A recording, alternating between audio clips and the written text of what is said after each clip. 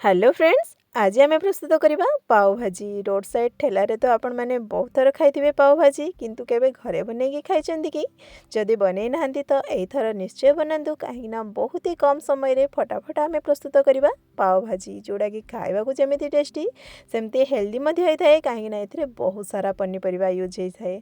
तो आज आम बहुत सारा पनीपरिया नहीं जाइए। ये देखो फुलकोबी, गाजर, बीट, कैप्सिकम, पियाज, मटर, टमाटो सहित ये किसी पियाज नाड़ को नहीं जाइए। ए सब को भल भाव धोईकी काटी नहीं। प्रथम आम जो जो परिवा को आम सिझेबा से परिवा को काटी नहीं आउ सिझेवाई नहीं जाइए। गोटे प्रेसर कुकर देदेबा गोटे चम्मच तेल आउ गोटे चम्मच बटर मेल्ट होगा भितर आम से देदेबा 2-3टा कंचा लंका और ता सहित गोटे मीडियम साइज पियाज को रेंडमली काटिकी देदेबा। एथिरे कौन साइज्र आवश्यक होना था, मीडियम साइज्रे सबुगुड़ी को काटी नबा आउ पियाज फुलकोबी को गोटे मिनिट पे भाजी नबा। फुलकोबी जब टिके भाजी होना से बहुत बढ़िया फ्लेवर आसे, तेणु गोटे मिनिट पे पियाज आउ फुलकोबी को भाजी नबा और ता ऊपर देदेबा बहुत सारा पनीपरिया। ये देखो मुझे भी पनीपरिया ऐड करछि, आपण चाहिले एथिरे बीन्स, लाउ मध्य बहुत जण ऐड करती, एमती आपण इच्छा अनुसार पनीपरिया ऐड करें। वर्तमान पूरा परिवा बुड़ीला परी पानी देदेबा 2 कप और ता सहित देदेबा स्वाद अनुसार लुण। वर्तमान आम प्रेसर कुकर लीड को बंद करवा और 4 ରୁ 5टी हुइसेल आसवा पर्यंत ताकू गैस रे बसई नबा। वर्तमान आम पाव भाजी मसला प्रस्तुत करवा से गोटे पैन रे नहीं जाइए मु 3-4टा सुखिला लंका आउ गोटे बड़ चम्मच धनिया। तो लंका को प्रथम भाजिकी बाहर कर नहीं और ता सहित धनिया ये जल्दी टे भाजी जाइए, तेणु बाहर कर नहीं और तापर दे दी जीरा। तो आपन चाहिए धनिया उपर ही 2 चम्मच जीरा, गोटे चम्मच पान मोहरी, 5-6टा लवंग और 2टा बड़ अलैच और 2-3 खंड छोट खंड डालचीनी को दे पारे। तो मुझे प्रथम धनिया को बाहर कर नहीं और तापर ए सब मसला को हल्का भाजी नहीं। तो वर्तमान भाजी थिबा मसला को गोटे ग्राइंडर जार देदेबा।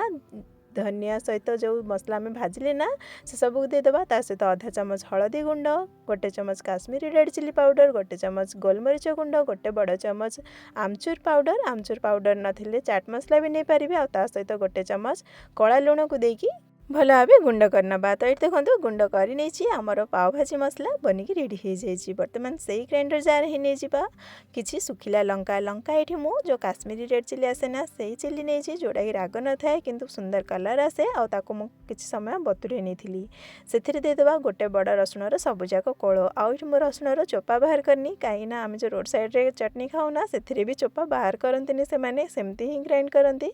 तो मुझे सेमती ही रसुण नहीं जाइए ता ऊपर किछि धनिया पत्रर नाड़ आउ गोटे चम्मच जीरा को देकी ग्राइंड कर नहीं। आ चटनी देखो देखा जमी सुंदर देखा ना खाइबा ठीक सेमती बहुत ही टेस्टी लगे।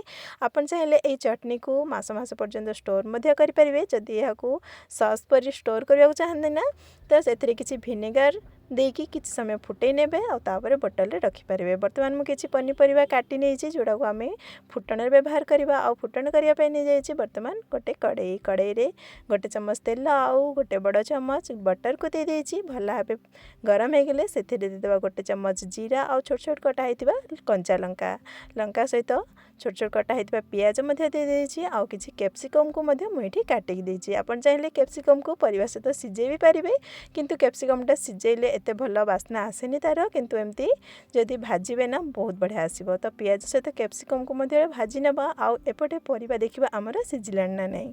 तो ये 4-5टा हुइसिल मु दे देइथिली आउ एठी देखंतु परिवा बहुत भल भाव सिझी जाइछि। तो ए सब को आम वर्तमान भल भाव घांटी नबा जेमती कि परिवा गुड़िक पूरा बिड़ई जिवो। तो एमती कौन सी डंकी साइज कि चोटू साइज से सब को आम भल भाव घांटी नबा जेमती कि धीरे धीरे से परिवा गुड़िक पूरा मिक्स हो आउ पूरा आमर जो ये पानीटा ना से पूरा बहलिया हो। बर्तमान से ऐड करनबा पाव भाजी मसला। आपन चाहिए जिते परिवा सिझेले ना सेतेबेले भी पाव भाजी मसला दे पारिबे, किंतु मु जेहेतु मसला परे प्रस्तुत करथिली तेणु ए समय रे दोची। आपन चाहिए बजारु मिलुथिबा पाव भाजी मसला भी नहीं आसी पारिबे। तो तरकारी को आम टिके लो फ्लेम रे सेमिति बसिकी फुटिबा को दबा से धीरे धीरे फुटिकी पूरा बहलिया हेबो। आउ एतिक समय भितर एपटे पियाज सॉफ्ट हो जाइए आ गोल्डन कलर भी हो जाइए ताऊपर कटा होता टमाटो और किसी धनिया पत्र को देदेबा। टमाटो सॉफ्ट होगापी आधा चम्मच लुण देदेबा और ता सहित देदेबा आधा चम्मच हलदी गुंड आधा चम्मच काश्मीरी रेड चिली पाउडर आउ जो आम चटनी प्रस्तुत करते ना रसुण आउ कंचा सुखिला लंकार ताकू गोटे 2 चम्मच एथिरे देदेबा। सब गुड़ा देवानी 2-3 चम्मच देवा बास्ना भल आसो। तो ये सबको भल भाव मिसई नवा आउ एथिरे देदेबा 2-3 चम्मच पाव भाजी मसला बड़ चामच जदि दियंती 2 चम्मच पाव भाजी मसला एथिरे देदेबा। आ ता छड़ा एथिरे आ धनिया गुंड जीरा गुंड किसी अलग मसला देवा आवश्यक नहीं। तो ये सबको भल भाव भाजी नवा और देखिपे केते सुंदर कलर आसो से तो आमर मसला बनिकी रेडी हो जाए। मसला जिते पूरा भल भाव भाजी होना से आम सिझेकी रखिथिबा पनीपरिया को एथिरे देदेबा। ए सबको भल भाव गोलई नवा। आपण मानक एथिरे छोट छोट खंड माने परिवा देखा जाउथिबो किंतु ए सब को आम कौन मेसर साहाय्य ना भल भाव प्रेस करनबा।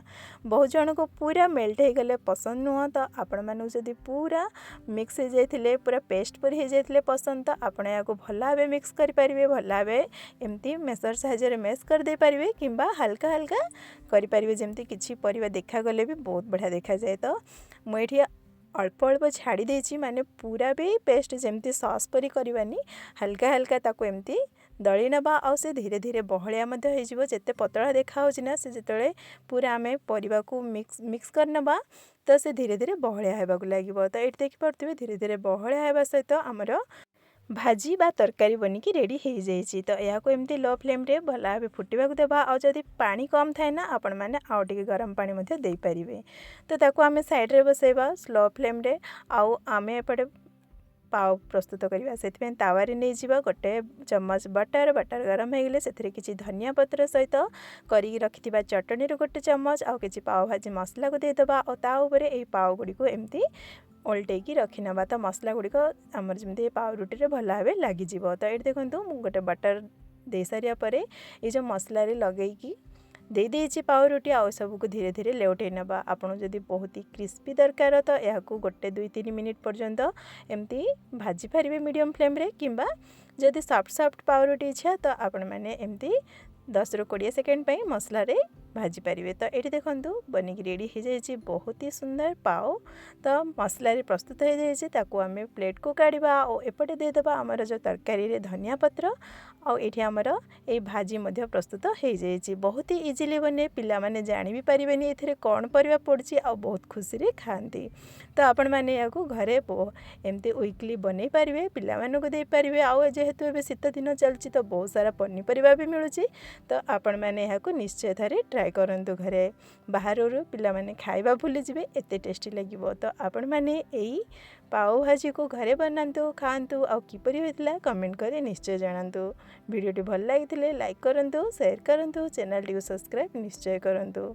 देखा हेबो आ गोटे नुआ रेसिपी सहित नुआ वीडियो रे। रहुछि नमस्कार जय जगन्नाथ।